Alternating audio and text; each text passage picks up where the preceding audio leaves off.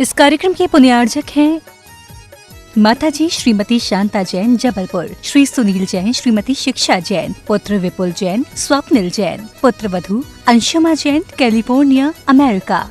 CA Virendra Kumar Jain, Shrimati Kamal Nayani Jain, Daryaganj, New Delhi. पुत्र एवं पुत्र वधू आयुष दीप्ति जैन, पौत्र देवयश जैन, पुत्री दामाद श्रीमती अदिति, श्री संचित जैन, दौहित्र युगम सर्वम जैन, लंदन। श्रीमती सुषमा जैन, धर्मपत्नी स्वर्गीय श्री रमेश चंद जैन, पुत्र पुत्र वधू इंजीनियर आशीष जैन, संबुल जैन, डॉक्टर मनीष जैन, डियाना जैन, मेरठ निवासी, प्रवासी टेक्सास, यूएसए। विकास जैन, अंशु जैन, तनिष्क जैन, अरहम जैन, पता जागृति एनक्लेव, दिल्ली।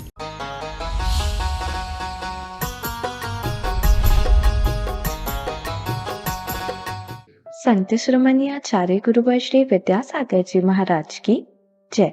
अरहम योग प्रणेता पूज्य मुनि श्री प्रणम्य सागर जी महाराज की जय। ओम अरहम नमः। अब तत्वात सूत्र की सभी कक्षाएं, आज के सवाल, उनके विजेताओं के नाम, अभ्यास प्रश्न, लिखित सामग्री आदि एक ही स्थान पर आसानी से पा सकते हैं। विजिट कीजिए ttv.arham.yoga या फिर दिए गए QR कोड को स्कैन कीजिए। कि सभी ज्ञानों में हमारे लिए श्रुत ज्ञान के बारे में जानना महत्वपूर्ण है। श्रुत ज्ञान दो प्रकार का होता है। पहला अक्षरात्मक, अर्थात जो ज्ञान सुनकर होता है वह सिर्फ पंचेंद्रिय संगी में ही होता है, यह हमारे लिए हितकारी है। और दूसरा अनक्षरात्मक, अर्थात जो ज्ञान बिना सुने अपने आप होता है, यह एक इंद्रिय से संगी पंचेंद्रिय तक सभी में होता है। हमने जाना भाव श्रुत ज्ञान के 6 ऑप्शन से ही हम द्रव्य श्रुत को समझ सकते हैं। भाव श्रुत ज्ञान 20 प्रकार के हैं। श्रुत ज्ञान के चिंतन से धर्म ध्यान, शुक्ल ध्यान होते हैं। सूत्र 21 से हमने अवधि ज्ञान के प्रकरण को समझा। अवधि ज्ञान के 2 भेद हैं। पहला भव प्रत्यय, अर्थात जिसमें भव या आयु कर्म का उदय ही कारण है, यह देव और नारकी के नियामक होता है। और दूसरा गुण प्रत्यय, अर्थात जिसमें 6 उपशम और सम्यक दर्शन, सम्यक चारित आदि गुण निमित्त होते हैं, यह मनुष्य और तिर्यंच के होता है। इनमें 6 उपशम तो सामान्य निमित्त है, सम्यक दर्शन आदि गुण भी जरूरी है। यहाँ अवधि ज्ञान का आशय सम्यक ज्ञान से है, मिथ्या ज्ञान से नहीं। मिथ्या अवधि ज्ञान को विभंग ज्ञान कहते हैं। अवधि ज्ञान के 6 भेद होते हैं। अनुगामी, जो हमारे साथ अन्य क्षेत्र भव में भी चला जाए।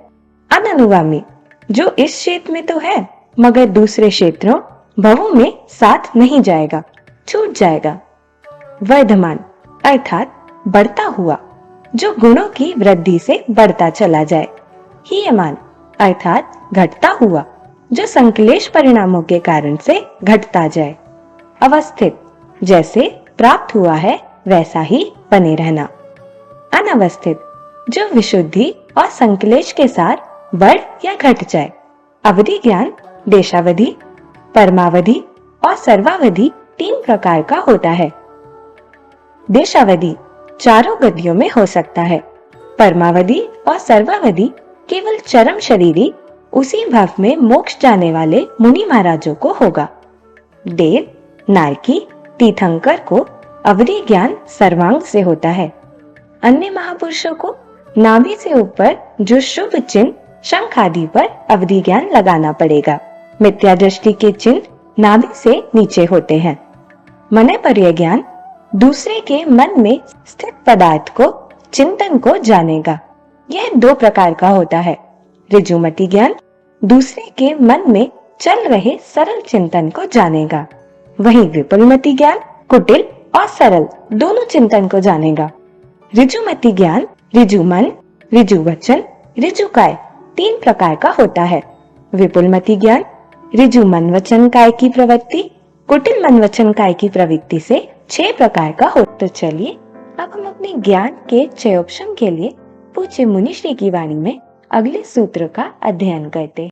मोक्षमार्गस्य नेतारं भेत्तारं कर्मभूव्रतां ज्ञातारं विश्वतत्त्वानां वन्दे तद्गुणलब्धये।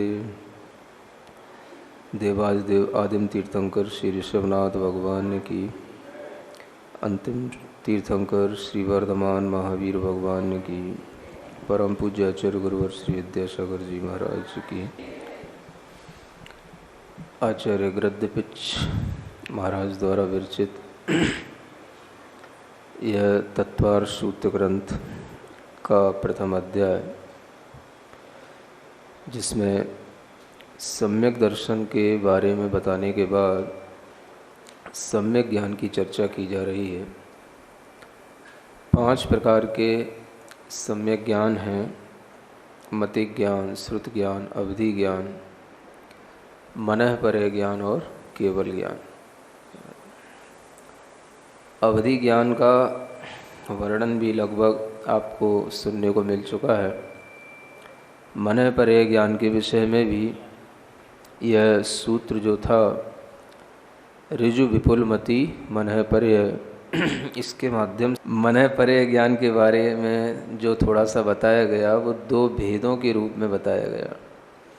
2 प्रकार का मनःपरय ज्ञान है, एक ऋजुमति और एक विपुलमति। अब आगे यह जो मनःपरय ज्ञान और अवधि ज्ञान में कुछ विशेषताएं हैं, उन विशेषताओं को जानने के लिए ये आगे का सूत्र आ रहा है। पहला यह सूत्र जो आगे आ रहा है, विशुद्ध प्रतिपाताभ्याम तद विशेष। यह जो सूत्र है, यह 2 प्रकार के जो मनःपरय ज्ञान बताए गए हैं, उन्हीं में क्या अंतर है उसको बताने के लिए। ये जो ऋजुमति मनःपरय ज्ञान है और विपुलमति मनःपरय ज्ञान है, इन दोनों में अंतर 2 चीज़ों से पड़ता है। एक तो विशुद्धि से और एक अप्रतिपाती दशा से। यानी ऋजुमति ज्ञान से विपुलमति ज्ञान अधिक विशुद्धि वाला होता है, और ऋजुमति ज्ञान अप्रतिपाती नहीं होता, किंतु विपुलमति ज्ञान अप्रतिपाती होता है। ये 2 विशेषताएं हमें मनःपरय ज्ञान के जो 2 भेद हैं उनमें लगानी चाहिए।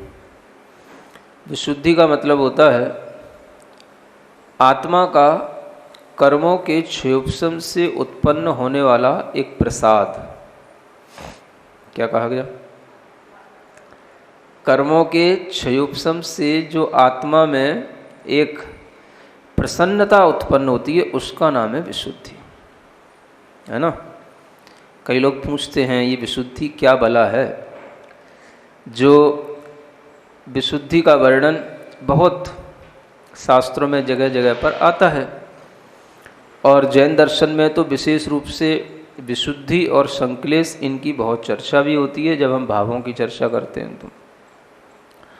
तो विशुद्धि का मतलब वह आत्मा की प्रसन्नता है जो उसके अंदर कर्मों के क्षयोपशम से, क्षय से, उपशमन आदि से उत्पन्न होती है।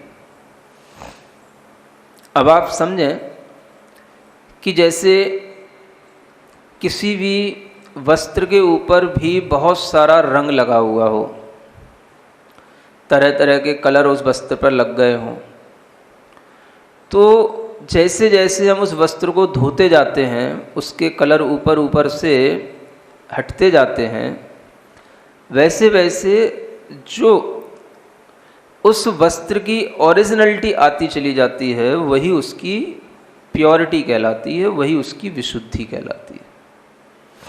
समझ आ रहा? इसी तरह से आत्मा में ये तरह तरह के ज्ञानावरणी कर्म हैं जो उस ज्ञान को रोके हुए हैं। मतिक ज्ञान को रोकने वाले भी कर्म हैं, श्रुत ज्ञान को भी रोकने वाले कर्म हैं, अवधि ज्ञान, मनःपरय ज्ञान, केवल ज्ञान, सभी को रोकने वाले अपने अपने अलग अलग कर्म हैं। अब जैसे जैसे आत्मा में ये कर्म का क्षयोपशम होगा, वैसे वैसे आत्मा की शुद्धता बढ़ेगी, प्रसन्नता बढ़ेगी। जैसे वस्त्र का जो ओरिजिनल कलर है वो धीरे धीरे जैसे ही आने लग जाता है तो हम कहने लग जाते हैं हाँ वस्त्र खिलने लगा, लाइटेड हो गया, अपनी ओरिजिनल फॉर्म में आ गया। इसी का नाम विशुद्धि है। ऐसी ये विशुद्धि कर्म के क्षयोपशम से ही प्राप्त होती है। अब ज्ञानावरण कर्मों के ये बंध हैं और इन बंधों का जैसे जैसे अभाव होगा वैसे वैसे आत्मा में विशुद्धि बढ़ेगी। आप कोई चीज़ें पहले नहीं जानते थे, अब जानने लग गए। समझ आ रहा है? आपको पता नहीं कि अब जो आप जानने लग गए ये आपके अंदर ज्ञानावरण कर्म का क्षयोपशम बढ़ गया। इससे आपकी आत्मा में एक प्रसन्नता उत्पन्न होगी, ये विशुद्धि कहलाएगी। आप सोचें कि जब हमको कुछ भी अवधि ज्ञान के माध्यम से जानने में नहीं आ रहा, क्योंकि हमारे पास अवधि ज्ञान है ही नहीं, मन परे ज्ञान है ही नहीं, ये ऐसे आवरणीय कर्म हैं जो हम सभी की आत्माओं पर लगे हैं।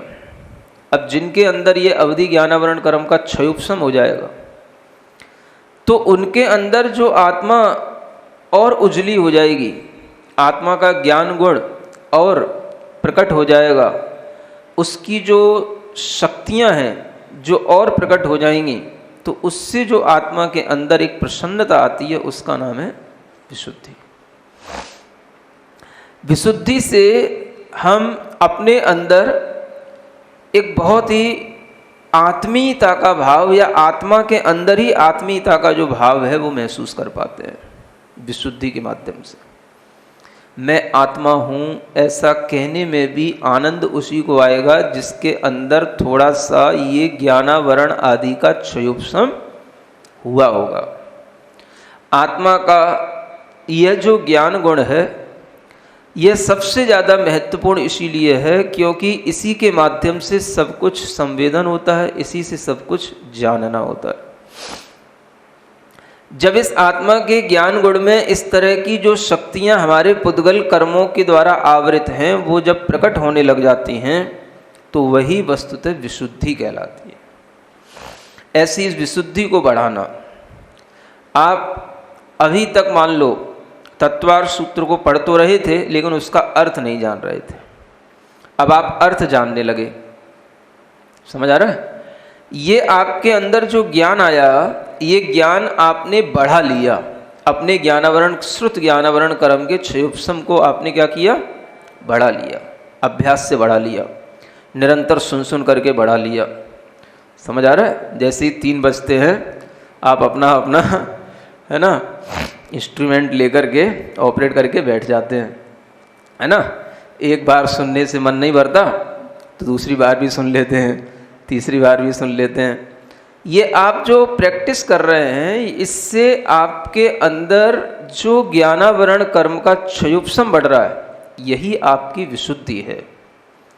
इस विशुद्धि से ही हम अपने ज्ञानावरण आदि जो घातिया कर्म हैं इनका विनाश कर पाते हैं। कि विशुद्धि जैसे जैसे बढ़ेगी ज्ञान बढ़ेगा, ज्ञान बढ़ेगा मोह कम होगा, मोह का अभाव होगा, ज्ञान बढ़ेगा तो विशुद्धि अपने आप बढ़ेगी, संक्लेश अपने आप भीतर ही भीतर से मरता चला जाएगा। कौन मरता चला जाएगा? संक्लेश भीतर ही भीतर नष्ट होता चला जाएगा, मरता चला जाएगा। क्योंकि ज्ञान हमारा जीवन है, ये हम इससे जी रहे हैं। तो जब हम अपना जीवन बढ़ाएंगे तो जीवन को बाधित करने वाले जो तत्व हैं वो अपने आप मरेंगे, नष्ट होंगे। तो ज्ञान की वृद्धि से इस तरह से जब हम आगे बढ़ते हैं तो आत्मा की विशुद्धि होगी, मोह का अभाव होगा, तो अपने आप आपके परिणाम में हमेशा प्रसन्नता बनी रहेगी।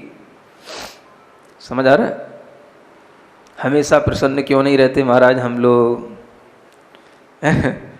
तो अपने अंदर ऐसा ज्ञान का चिंतन हमेशा बना करके रखो, आपके अंदर प्रसन्नता बनी रहेगी।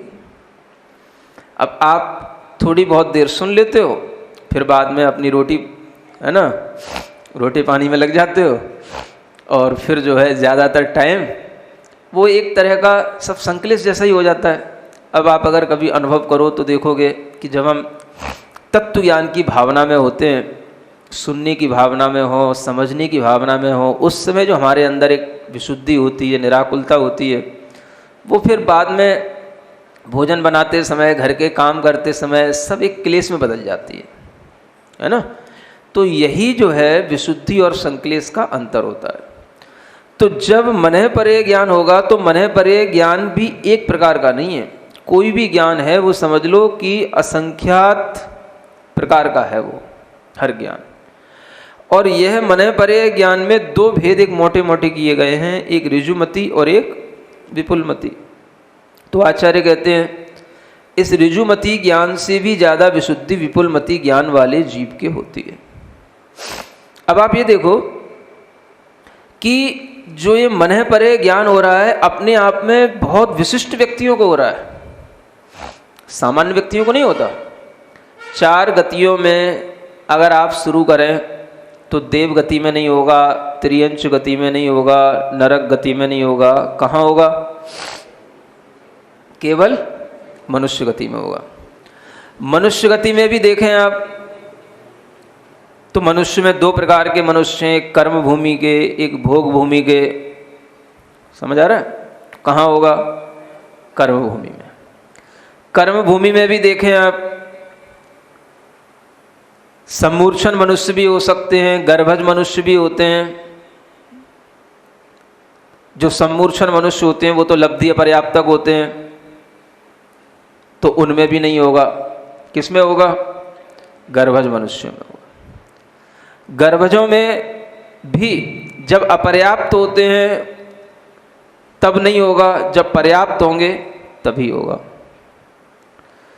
उन गर्भज संगी पंचेंद्रीय पर्याप्तक उन मनुष्यों में भी पहले गुण स्थान वालों को नहीं होगा, दूसरे गुण स्थान वालों को नहीं होगा, तीसरे गुण स्थान वालों को नहीं होगा, चौथे वालों को नहीं होगा, 5वें वालों को नहीं होगा, 6वें वालों को भी। समझ आ रहा है? होगा। 6वें 7वें गुण स्थान वालों को तो होगा। तो जितने भी असंयम और संयमा संयम तक के भाव हैं उनको भी नहीं होगा। अब यह कहाँ से शुरू होना होगा? मनः परे ज्ञान संयम से शुरू होता है, संयमी मुनियों को ही होगा। अब संयमी मुनियों में भी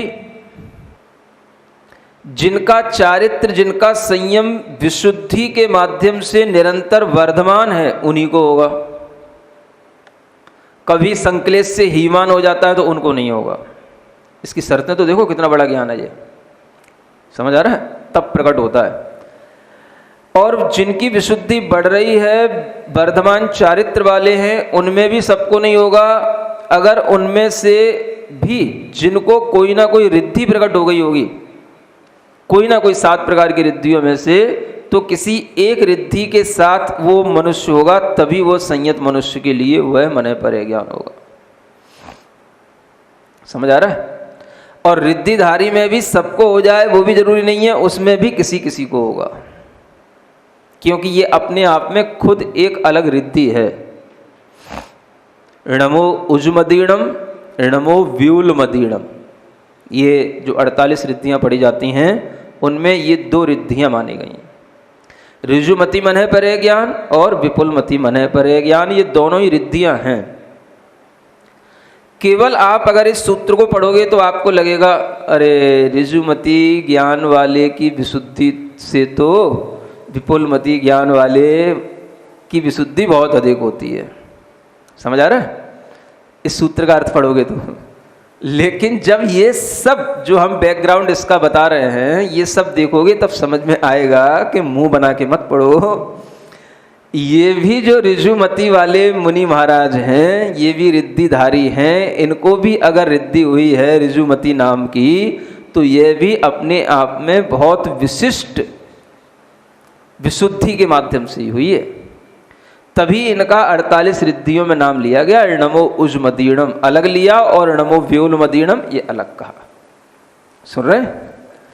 और यह कितनी विशिष्ट है वो आप समझ सकते हो।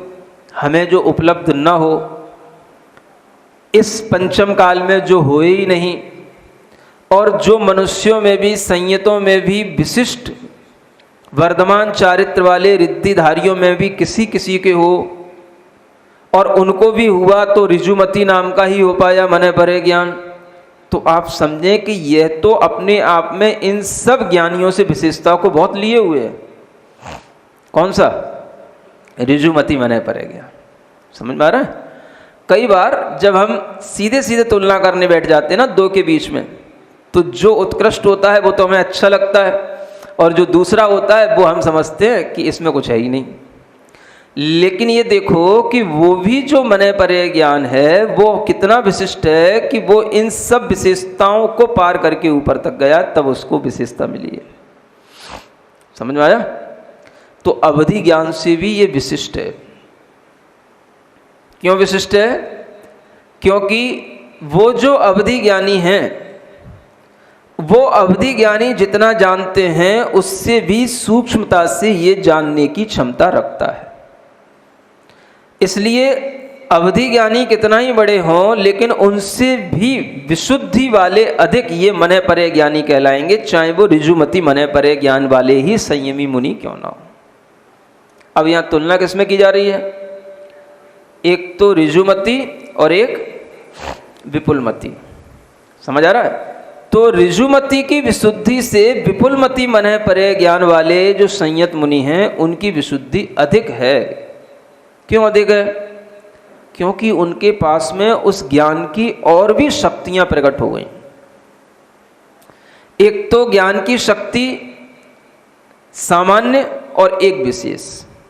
जब विशेष हो गई तो उसके माध्यम से वह किसी के मन में प्रवर्तित होते हुए कुटिल मन वचन काय की भी प्रवृत्तियों को, उनके चिंतन को पकड़ सकते हैं। यह विपुलमति मन परे ज्ञान का कार्य है। और जो कुटिल को पकड़ सकता है वो सरल को तो पकड़ ही सकता है। लेकिन ऋजुमति मन परे ज्ञान वाले मुनि महाराज के लिए जो सीधा सीधा मन वचन काय की प्रवृत्तियां होंगी, जो सीधा सीधा मन का चिंतन होगा, वो पकड़ने में आएगा, कुटिल वाला पकड़ने में नहीं आएगा। तो मन के अंदर चल रहे सूक्ष्म विचारों की परिणति को पकड़ना, ये इस मन परे ज्ञान का विशिष्ट कार्य होता है। आप इस ज्ञान के बारे में जैन दर्शन के अलावा और कहीं उल्लेख किसी भी प्रकार से ढूंढ नहीं पाएंगे। और जैन दर्शन के अलावा इस तरह के ज्ञानों की समीक्षा कहीं मिलेगी भी नहीं। अन्यत्र जब लोग इंग्लिश ट्रांसलेशन करने बैठते हैं तो अवधि ज्ञान, मन परे ज्ञान, इन ज्ञानों के लिए शब्द नहीं मिलते इंग्लिश की डिक्शनरी में। कहाँ से मिल जाएंगे? ये तो अपनी अलग ही संपदा है, अपनी अलग ही चीज है। और इस तरह की नॉलेज किसी को जब है ही नहीं तो उसके शब्द कहाँ से बन जाएंगे? तो अवधि ज्ञान के लिए एक क्लियरोवायलेंस ऐसा शब्द निकालते हैं जिसका इंग्लिश डिक्शनरी में अर्थ होता है कोई ऐसा अतीन्द्रिय ज्ञान, दिव्य ज्ञान। इस तरह के ज्ञान को अवधि ज्ञान में फिट करना पड़ता है, क्लियरवॉयंस। समझ आ रहा है? ये एक शब्द निकालते हैं। मन परे ज्ञान के लिए कुछ नहीं मिलता। दूसरे के मन की बात को पकड़ लेना तो उसको टेलीपैथी नाम दे देते हैं। जबकि ये कोई से, अगर आप देखें जैन सिद्धांतों के अनुसार और जो डिक्शनरी में इनका अर्थ दिया है उसके अनुसार, तो ये अर्थ कहीं से कहीं तक लगते ही नहीं। कोई इनके ट्रांसलेटेड होने के लिए कोई शब्द ही नहीं है। अब टेलीपैथी क्या है? Communication of thoughts. समझ आ रहा है? इसमें क्या टेलीपैथी हो गई? टेलीपैथी तो एक सामान्य व्यक्ति भी कर सकता है। सामान्य व्यक्तियों के साथ भी हो जाता है। भाई हिचकी लगी, हाँ किसी ने याद किया था, खुजली मची तलवे में, हाँ क्यों तुम याद कर रहे थे क्या? ये क्या हो गया? ये तो सामान्य से किसी को भी हो रहा है। यही तो बस कहा जाता है टेलीपैथी। और क्या होता है? हमने आपके लिए यहाँ से कोई हीलिंग कर दी, समझ आ रहा है, रेकी कर दी, आपकी एनर्जी को हमने देख लिया, आपके कौन कौन से चक्राज पे कौन कौन सी एनर्जी है, कहाँ पर जो है एनर्जी निगेटिव है, कहाँ पर पॉजिटिव है, ये सब हम यहाँ बैठे बैठे जो कुछ भी जान सकते हैं, ये कोई मने परे ज्ञान तो नहीं है ना। लेकिन हमने इंग्लिश के ट्रांसलेशन करते हुए उसके लिए ये शब्द फिट कर दिया, टेलीपैथी। तो आप समझें कि ये कितना हल्का शब्द है और ये मने परे ज्ञान कितनी विशिष्ट चीज है। हमें इंग्लिश करने की इतनी जिद क्यों रहती है? जो इंग्लिश कर रहे हैं ट्रांसलेटर बहुत सारे हुए हैं, समझ आ रहा है, उन्हें यही लिखना चाहिए जो लिखा हुआ है, मनः पर्याय। उसको वैसे ही पढ़ो रोमन लैंग्वेज में, मनः पर्याय, तभी आदमी को समझेगा व्हाट इज मनः पर्याय, समझ आ रहा है। तब उसकी वो डेफिनेशन पढ़ेगा तो उसको समझ में आएगा कि दूसरे के मन के कुटिल शरीर और जो सरल विचार हैं उनको पकड़ने की क्षमता किसमें होती है? टेलीपैथी में होती है। कितना हल्का शब्द टेलीपैथी। कहाँ ये संयतों को होने वाला ज्ञान, रिद्धिधारियों को होने वाला ज्ञान, उसमें भी किसी किसी को होने वाला ज्ञान, और कहाँ सामान्य व्यक्तियों में चलने वाली टेलीपैथी। सुन रहे? तो कभी बार इस तरह के जब ट्रांसलेशन मिलते हैं तो ऐसा लगता है कि शायद शास्त्रों के साथ अन्याय सा किया जा रहा है ना। हाँ, ना अवधि ज्ञान के लिए कोई शब्द फिट बैठता है, ना मने परे ज्ञान के लिए कोई शब्द फिट बैठता है। तो इस तरह का जो मने परे ज्ञान है अपने आप में बड़ा विशिष्ट है। आप देखें, ऋजुमति कोई छोटी चीज नहीं है, लेकिन जब हम विपुलमति से तुलना कर रहे हैं तो हमें छोटा सा लगने लग जाता है। लेकिन अपने दिमाग में छोटा मत रखना, इसलिए इतना सारा तुम्हें समझाया नहीं को पढ़ रहा है, नहीं तो अभी तक हम आगे बढ़ चुके होते कि ऋजुमति और मन विपुलमति में इतनी विशेषता है कि ऋजुमति से विपुलमति की विशुद्धि अधिक होती है। तो आप समझो तो उनको क्या संक्लेश होता है? संक्लेश की तुलना नहीं है, यह विशुद्धि की ही तुलना है। ज्ञान का क्षयोपशम जैसे जैसे बढ़ रहा है, इसका मतलब है विशुद्धि भी बढ़ रही है। इससे आप ये भी आराम से समझ सकते हो कि जिसमें ज्ञान का क्षयोपशम अधिक होता है उसमें उसकी विशुद्धि भी अधिक होती है। समझ आ रहा है? क्योंकि ज्ञान हमारी आत्मा का अपना एक स्वाभाविक गुण है, और उसमें अगर प्योरिटी आ रही है तो इट मीन्स आत्मा में ही प्योरिटी आ रही है। आत्मा और ज्ञान दोनों अलग अलग चीज नहीं है। तो ज्ञान के क्षयोपशम की वृद्धि होना माने आत्मा की अपनी जो स्टेट है उसका लेवल बढ़ना है। ये ऋजुमति मति मने परे ज्ञान के साथ में इस तरह से जब हम विशेषता को जानेंगे तब हम विपुल मति को उससे भी ज्यादा विशुद्धि वाला समझ पाएंगे, है ना। तो उनकी विशुद्धि क्या है कि वो और ज्यादा, अब आप समझो कि आपने जो चीज अभी सोची नहीं, विचारी नहीं, विपुलमति मने परे ज्ञान वाला आत्मा बता देगा आपको कि आप आगे 10 साल बाद क्या सोचोगे, वो आपको बता देगा। इतने परिणाम पकड़ने में आते हैं कि आप अगले भाव में क्या सोचोगे वो भी बता देगा। समझ में आ रहा है? आप अपने भाव नहीं पकड़ पाते और एक आत्मा दूसरे के भाव को पकड़ ले, भाव तो कितनी अमूर्त जैसी चीज हो गई।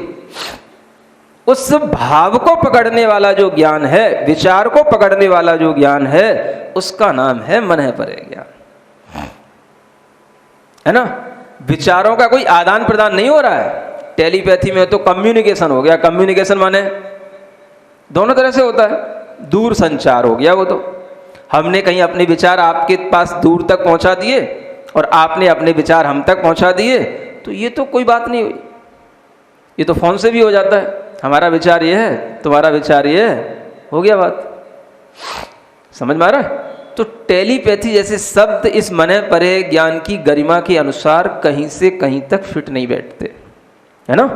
तो आप इस ज्ञान को इसी रूप में देखें। मने परे ज्ञान को लोग बड़ा कॉमन सा मान लेते हैं जब इस तरीके के ट्रांसलेशन पढ़ते हैं, तो कि एक दूसरे के मन के विचारों के साथ जो संबंध हो जाता है उसका नाम मने परे ज्ञान है। ऐसा नहीं है।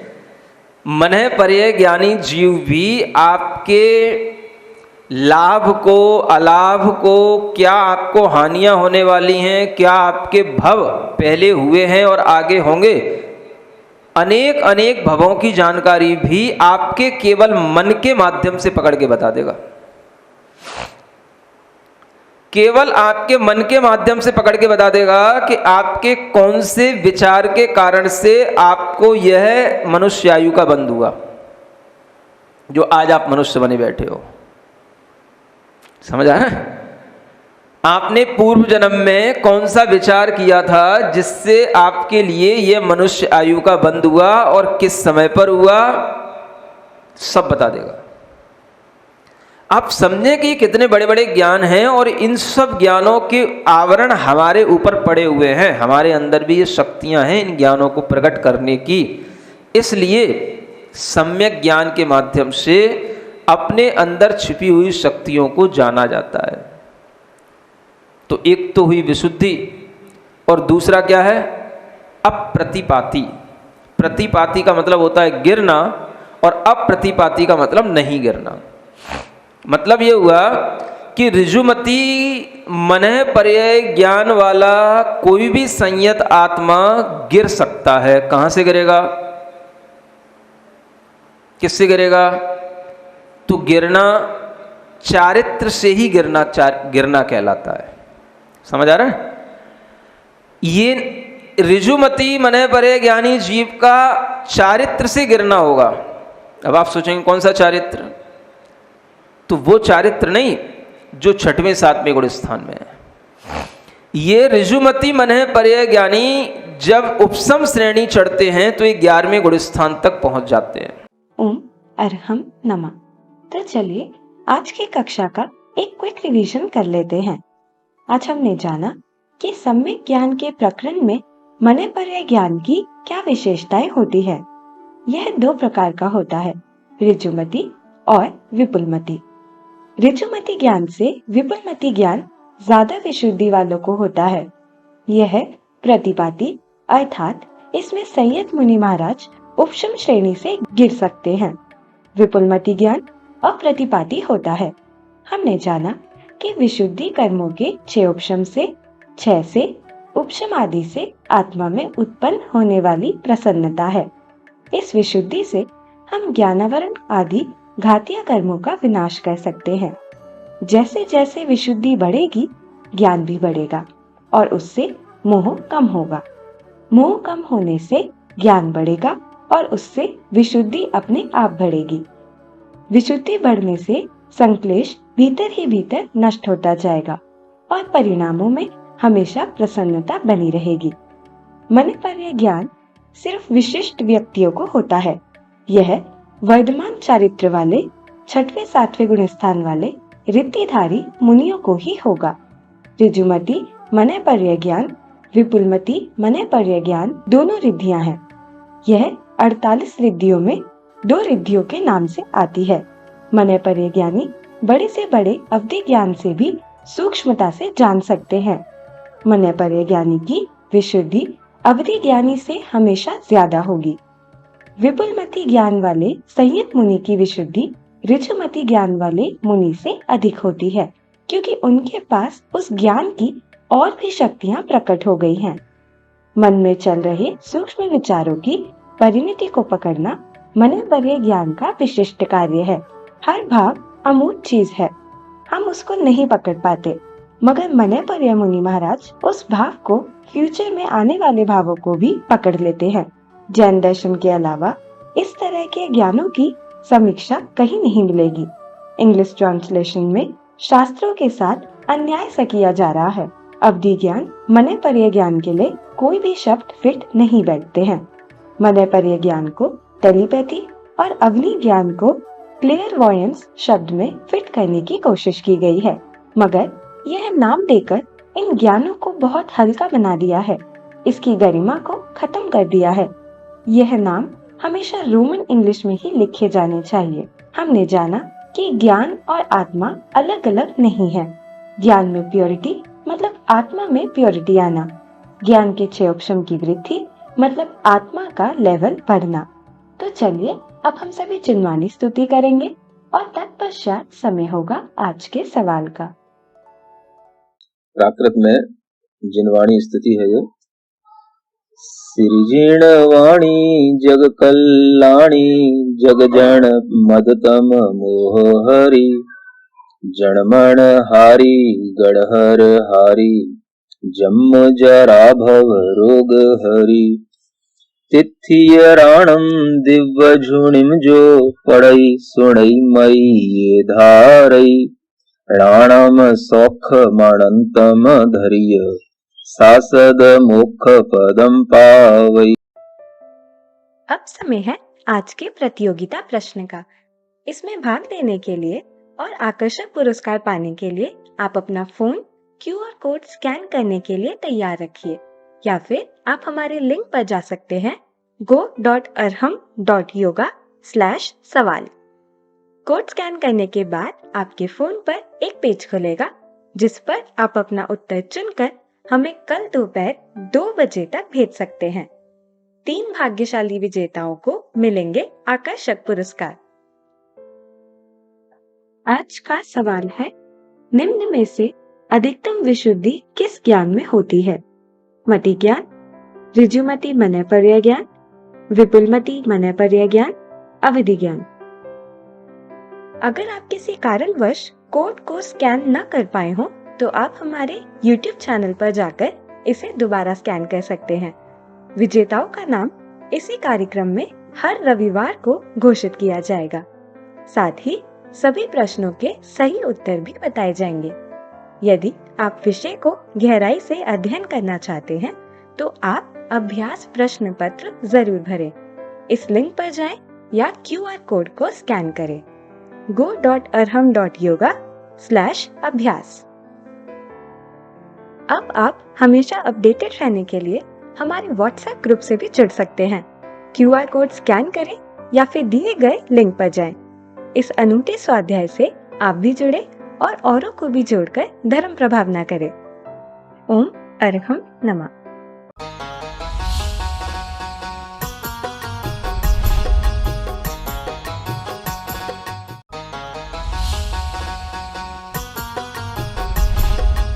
इस कार्यक्रम के पुण्यार्जक थे माताजी श्रीमती शांता जैन जबलपुर, श्री सुनील जैन, श्रीमती शिक्षा जैन, पुत्र विपुल जैन, स्वप्निल जैन, पुत्र वधू Anshuma Jain, California, America. CA Virendra Kumar Jain, Shrimati Kamal Nayani Jain, Daryaganj, New Delhi. पुत्र एवं पुत्रवधू आयुष दीप्ति जैन, पौत्र देवयश जैन, पुत्री दामाद श्रीमती अदिति, श्री संचित जैन, दौहित्र युगम सर्वम जैन, लंदन। श्रीमती सुषमा जैन, धर्मपत्नी स्वर्गीय श्री रमेश चंद जैन, पुत्र पुत्रवधू इंजीनियर आशीष जैन, संबुल जैन, डॉक्टर मनीष जैन, डियाना जैन, मेरठ निवासी, प्रवासी टेक्सास, USA। विकास जैन, अंशु जैन, तनिष्क जैन, अरहम जैन, पता जागृति एनक्लेव, दिल्ली।